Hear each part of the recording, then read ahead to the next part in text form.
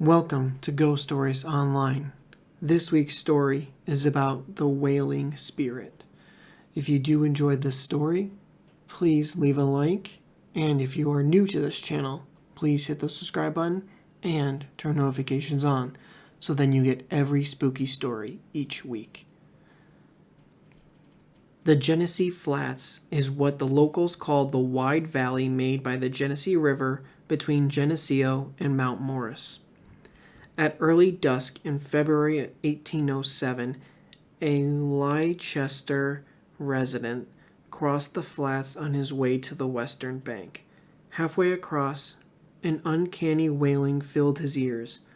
Night noises were nothing new in this wild, wooded country, but this sound was human-like.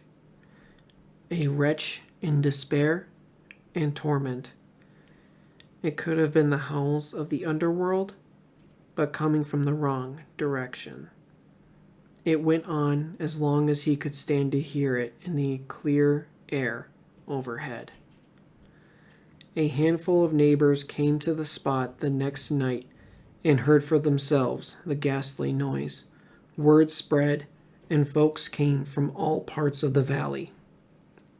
The crowds grew, sometimes to as many as 2,000 people. They were not disappointed. Humble miracles often became sensations in that undeveloped country.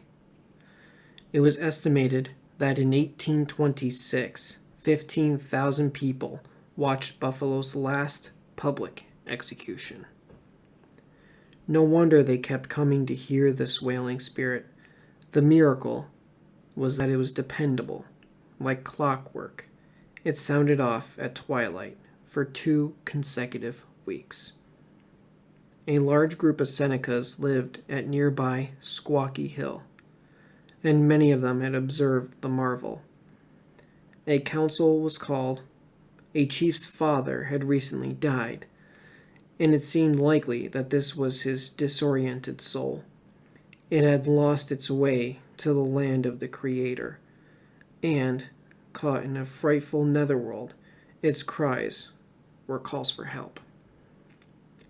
100 warriors waited beneath the sound and fired their guns in unison into the air. When the echoes faded, the gusty shrieking was no more. The sounds were not reported again after the Seneca ceremony, so perhaps their explanation had some truth to it. That is the story of the Wailing Spirit.